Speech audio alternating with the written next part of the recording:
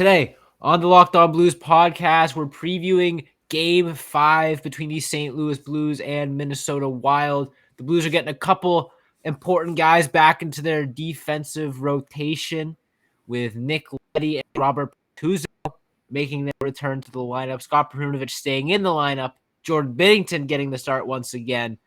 And it's turned into a best of three. Big game tonight. Make sure you stay tuned. You're Locked On Blues, your daily podcast on the St. Louis Blues. Part of the Locked On Podcast Network, your team every day.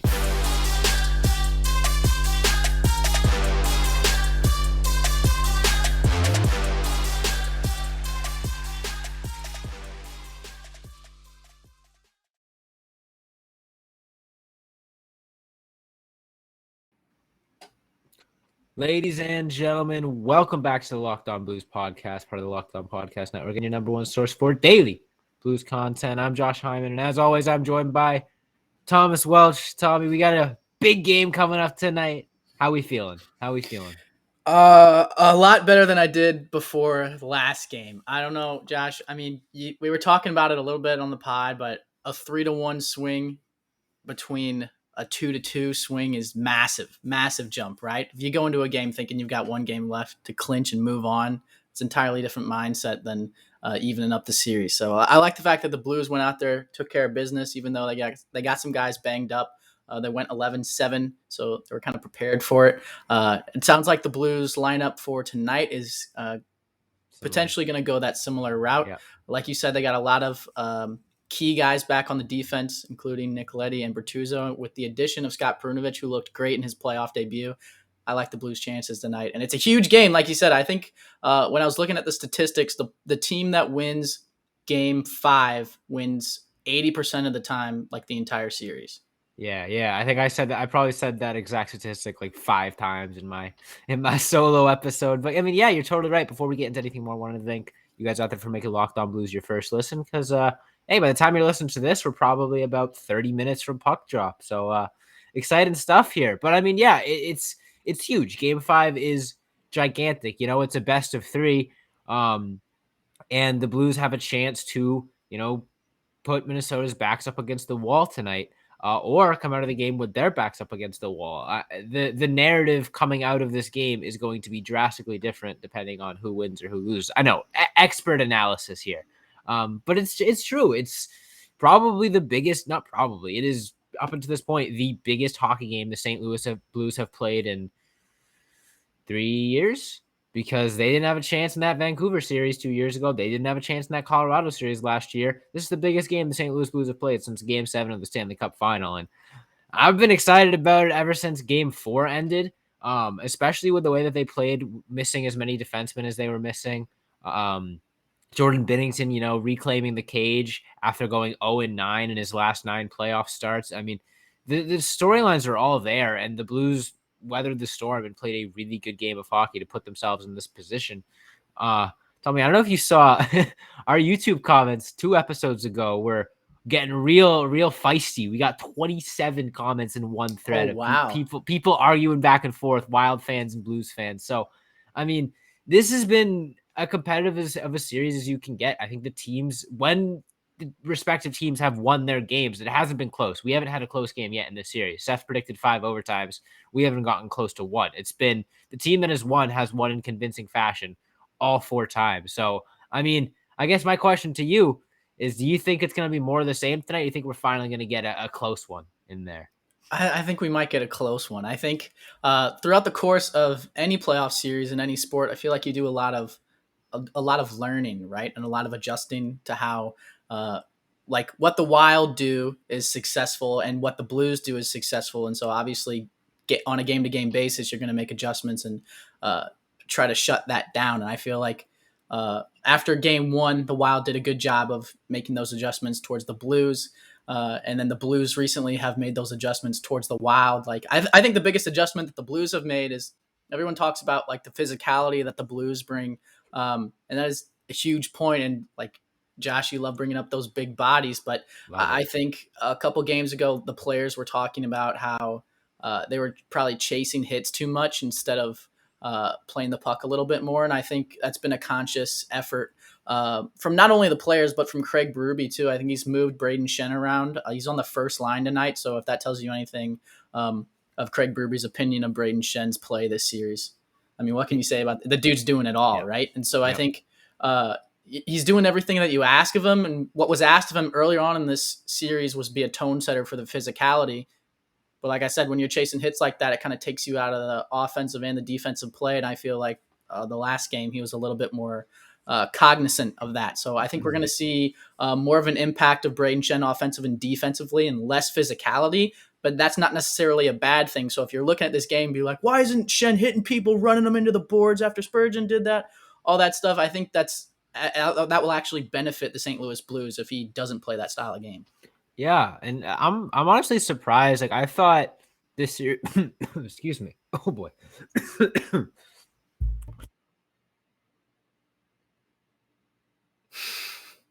All right, we're good. Can you hear me? We good? We're back on track? All right. Sorry about that one. Anyways, what was I was expecting the series to get a little bit more off the rails. After that game one and after that Spurgeon stuff, I was expecting there to be some chippiness. Have we got a fight yet? I don't think we have. No. So I mean, both teams have done a very good job of staying composed. I mean, there were definitely times when it felt like the Blues were out there trying to play like special teams and treating the Minnesota Wild like punt returners, just throwing their bodies at them left and right. But I don't think it has led to anything egregious or dirty or questionable or anything like that, which is encouraging because that was one of the things that I was worried about with the lack of suspension for Spurgeon, that it was going to kind of open the door to players thinking that they could push the envelope just like that. So I'm glad that we've gotten ourselves an even series. But I mean, yeah, I think, I mean, the defense is going to be huge. Getting a guy like Nick Leddy back and getting a guy like Robert Bortuzzo back is really important. Marco Scandella, obviously, is he in tonight, Tommy? I don't think he is. Scandella, I believe so. No. Yeah. So he tried skating on that, whatever his lower body. I mean, well, we know it is. It's a knee. He tried skating on that. Couple shifts didn't work out. Torrey Krug out long term. So the Blues defense is still not fully healthy, but getting those guys back, plus Scott Perunovich looking as good as he did, is encouraging. Now another guy who is getting back into the lineup or got back into the lineup recently is Jordan Binnington, who had his best playoff game in, like I said, 3 years. Last game against the Minnesota Wild, and he gets to start again tonight. Should be a pivotal performance for him and the rest of the team. So we'll be talking about Jordan Binnington and what we liked out of him in Game 4 and what we're expecting out of him in Game 5 when we get back. But first, I want to tell you guys about betonline.net. Our partners at BetOnline continue to be the #1 source for all your betting needs and sports info. Find all the latest odds, news, and sports developments, including this year's basketball playoffs, Major League Baseball scores, fights, and even next season NFL futures. BetOnline is your continued source for all your sporting wagering information, from live betting to playoffs, esports, and more. Head to the website today or use your mobile device to learn more about the trends in action. Bet online, where the game starts. And we'll be right back with the second half of today's episode.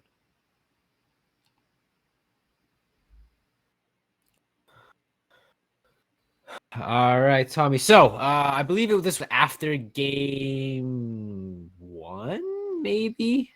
I think it might have been after Game 1. Or we were talking about the possibility of Jordan Binnington getting a start in the series. It was either after Game 1 or Game 2. And we basically said, like, nah, it's too soon. There would need to be some more things that go wrong for Jordan Binnington to get a start in this series, but definitely not ruling it out. And then Billy Husso struggles. Jordan Binnington gets the start and dazzles. Didn't pitch a shutout, didn't quote-unquote steal a game, but he made some very, very timely saves. And I know earlier I said that they haven't had a close game yet, but that last game was very, very close up until the Blues kind of broke through there right at the end. It was 3-2.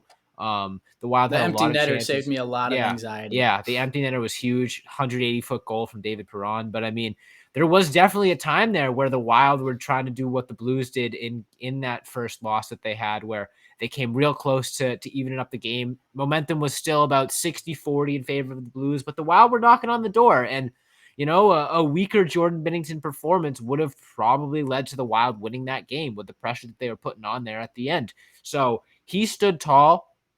He made some really big saves, and just most importantly, I say this a lot, he gave the Blues a chance to win. When you have an offense like this, you're not going to be requiring your goalie to steal games like that, but you just need to let your goalie, or you need your goalie to give you a chance to win. And Jordan Binnington did just that, and then some. He kept them in the game there late. He kept the Wild from pouncing on a couple scoring opportunities. He did really well on the penalty kill. He was great. 0-9 heading into that game. Pressure was on him. Very easily could have seen another performance. Like, Jordan Binnington just doesn't have it in the playoffs after that cup run. We could have very easily been sitting there with this as the narrative. But now all of a sudden, we saw the best version of Jordan Binnington in the playoffs that hasn't ended with him lifting a Stanley Cup over his head in the last 3 years. So I'm encouraged. I think at this point, he's the starter for the rest of the playoffs, unless some crazy stuff happens. But I mean, he looked strong. He had one of his best games of the season in Game 4. What are you expecting out of him tonight? What do you like out of him in Game 4? I want to hear your thoughts. Okay, so let's start by saying I know there's a lot of stats thrown around about Jordan Binnington and his history in the playoffs. I think it was like he lost his last 9 playoff games before the last win or something along those lines. But to break that down to you guys, so that series against the Vancouver Canucks, right, is obviously in the bubble. There's no fans there, which I think I don't know if he's gone on record before as saying it, but like everyone surrounding Jordan Binnington basically knows that he feeds off of the crowd, much like a lot of goaltenders. But I think like the reason that he comes out, skates around, and swings a stick at people, and like that gets a rise out of the crowd, and like having be the spotlight player and have everybody's eyes on you, I think is what part of it's part of what drives Jordan Binnington as not just as a goalie, but as a hockey player, right? As an athlete. And so to go out there and have a completely silent crowd and you're just hearing like the sound of the puck and the sound of players communicating where it almost sounds like a practice, I feel like it'd be difficult to get into the zone, especially for a guy like Binnington. So not to make excuses for what happened in Vancouver, but that's a difficult situation for anybody to be put in. And then the next playoff series, he goes up against the Colorado Avalanche and Nathan MacKinnon without David Perron, and then a couple of games in without Justin Falk too. So, what are you going to do, right? But like you said, he bounced back strong with his first win this time. And I know a lot of people are talking about Ville Husso and whether or not to like put him in based off of his sample size this season, which I get it. Like, I think Ville Husso is a great goalie and he's done great things this stretch of the entire season long, but this recent stretch in the last 5 games, those stats we brought up on the last time I was on the podcast, he hasn't been that same goalie that we've seen all season long. And I think when you talk about riding the hot hand for the playoffs, and it's like a what have you done for me lately kind of mindset, it's even shorter of a time frame, right? Because we're talking about Jordan Binnington having a bounce back game and potentially like leading this team on a Stanley Cup run again. He's won 1 game, right? And that seems like crazy on like a small sample size, but that's what you have to do with the playoffs because momentum swings so violently. And that is basically what's going to happen and why this game is so pivotal, because you go from 2-2 up 3-2 with 2 games left. You only have to win one of those. So Your percentage of winning the entire series goes way up. The feelings of the team, morale goes way up. So this is a huge game.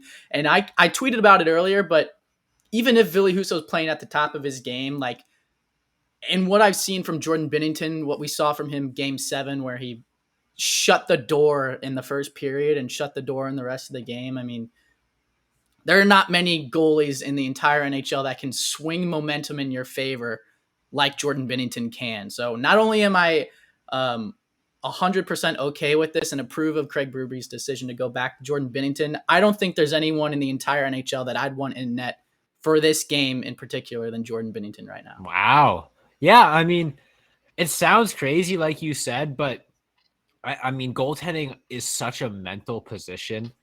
Obviously, there are super athletic goalies that can make crazy saves, but it's my my dad's favorite way to rag on NHL goalies is, he only made a big save because he was out of position, and like a lot of times that's true. A lot of times these super athletic goalies only need to be super athletic because they gamble and stuff. And not that there's anything wrong with those goalies. Really, the watch are great. But other kind of goalies is just fundamental right position, not giving up anything. And Jordan Binnington's obviously an athlete, NHL quality athlete. He's got some athletic bones in his body. He can make those big saves. He can, get out of position and jump back into position, make a huge save, whatever. But when he's playing in his game, he's just playing comfortable, confident, fundamentally sound. And one win in the playoffs, in my opinion, is likely enough to snap him back into that playoff mentality that he hasn't had in so long. That incredible run that we saw out of him to drag the Blues not just to a Stanley Cup, but from last place to a Stanley Cup. Put up Vezina quality numbers over that small sample size that he was called up. And that's mentality, that's something in here that is telling him that he can play that well. And maybe with his struggles, he got away from that a little bit. Obviously, haven't heard as much of the "I'm not nervous" or "Do I look nervous" quality quotes. And not to say that means he is nervous, but I would love to see him get that swagger back. And I think we're on the road to seeing that out of Jordan Binnington. That being said, beyond Jordan Binnington, there's a whole other group of players playing for the St. Louis Blues tonight. So after this break, Tommy and I are going to give our picks for locked on players of the game and talk about our expectations for a pivotal Game 5. Make sure you stay tuned.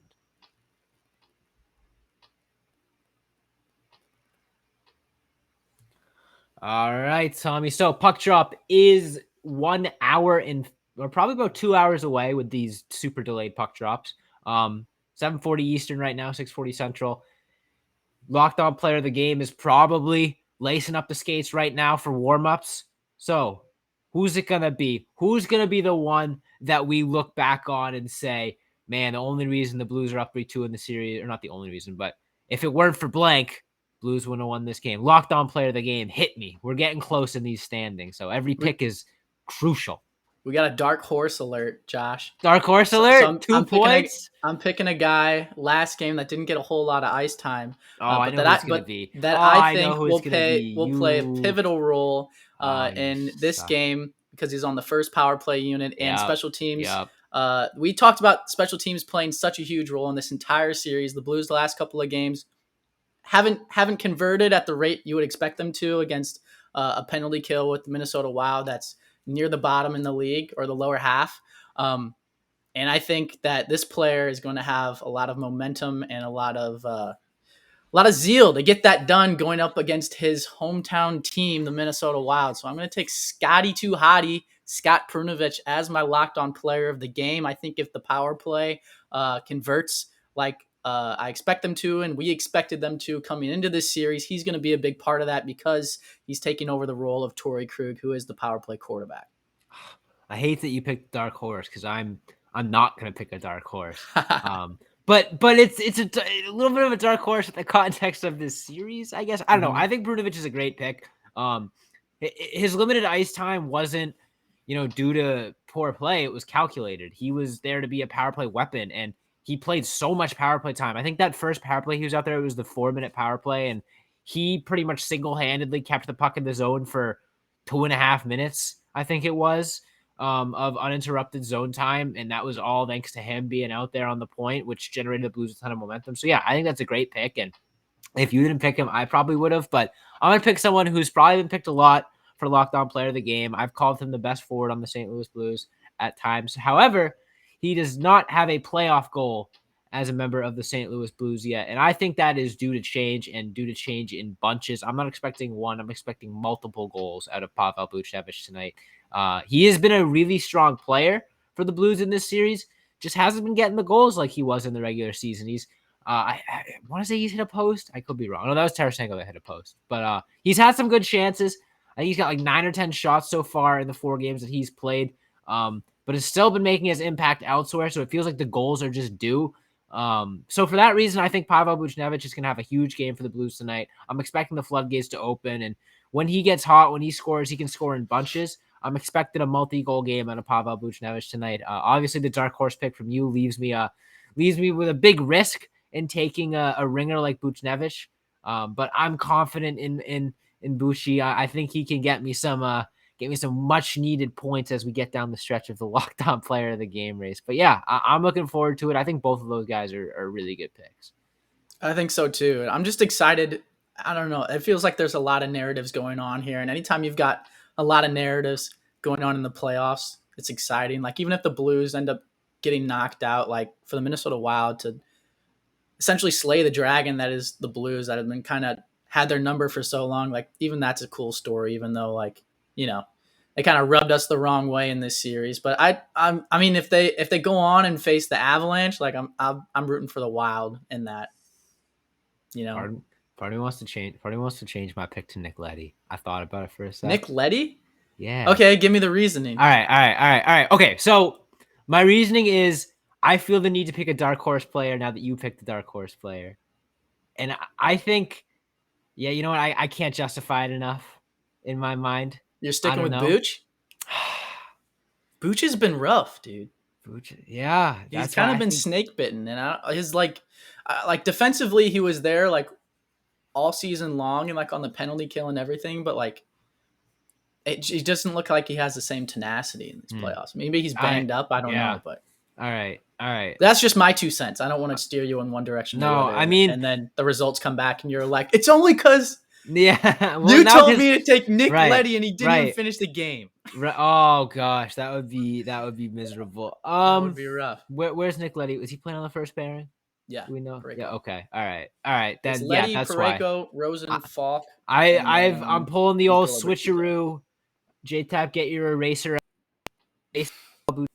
Get your white out. Go over it. Subbing in. Right in. NICK-LEDY. Nick Leddy is my official pick. You all thought I was picking Pavel Buchnevich. Idiots. You should have known. I would have changed it. Nick Leddy is on the first pairing. Colton Parayko hasn't played with a consistent defenseman since Nick Leddy went down.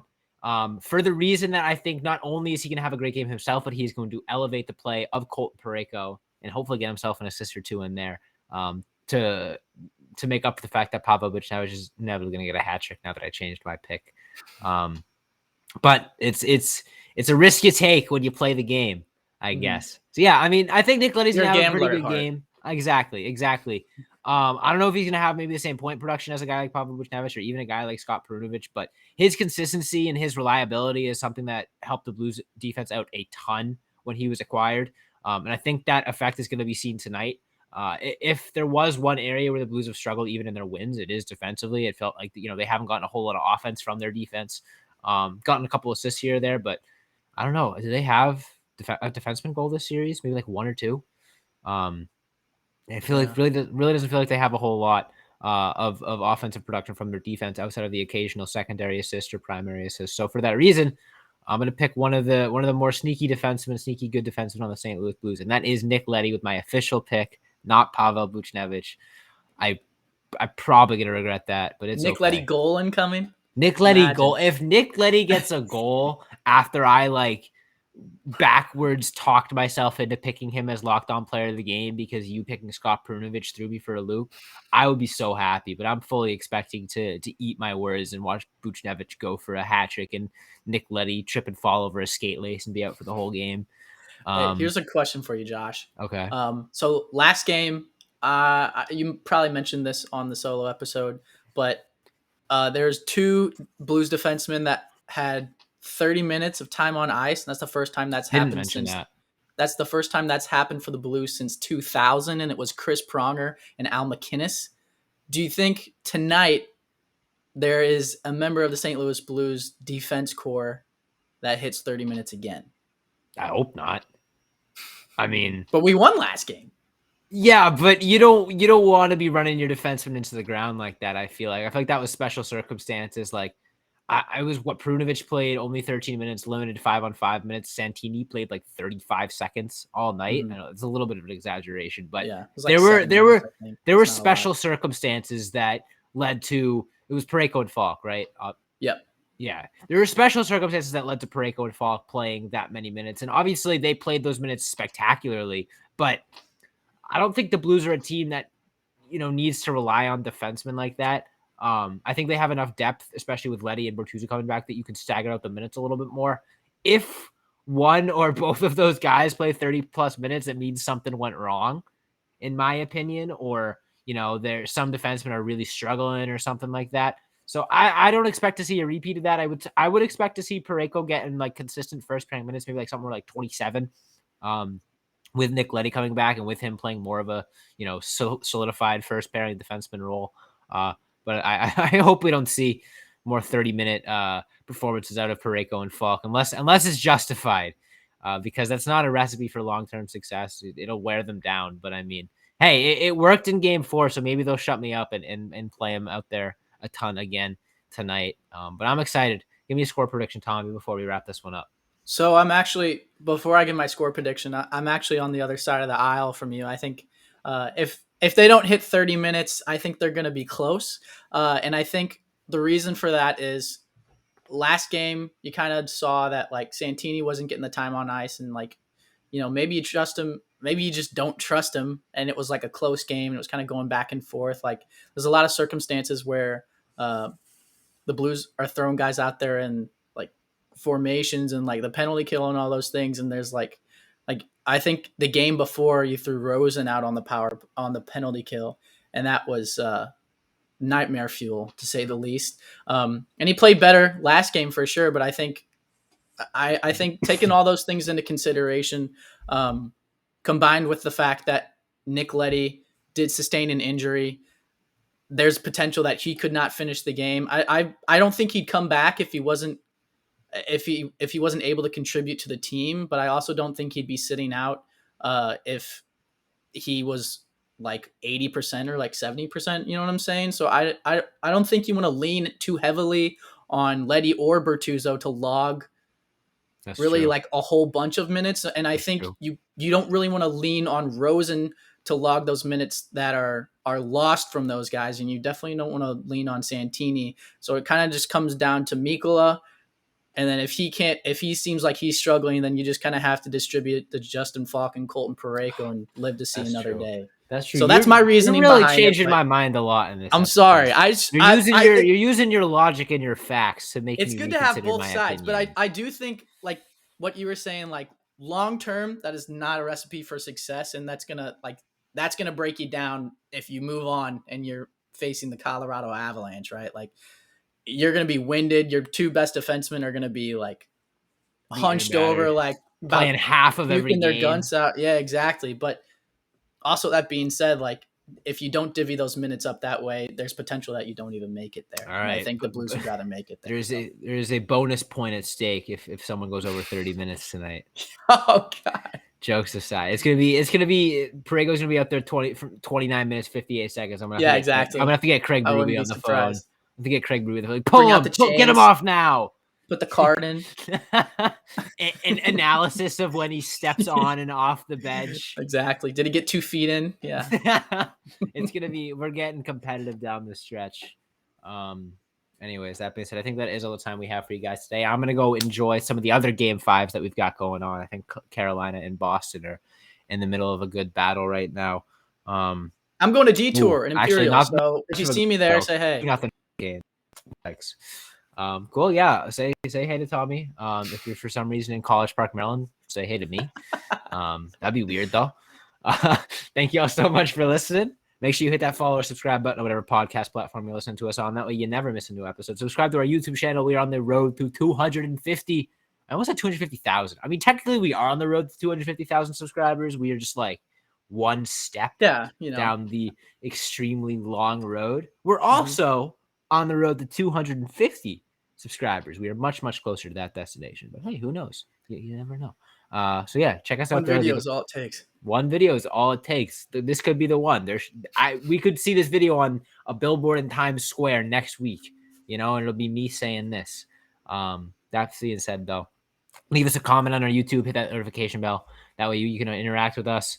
We'll reply to those comments, all that fun stuff. Follow us on all of our socials, Instagram, Twitter, Facebook, and TikTok at Locked On Blues. Follow me on Twitter at Josh Hammond NHL. Follow Tommy at TWelcher15. Thanks so much for listening. And as always, let's go Blues.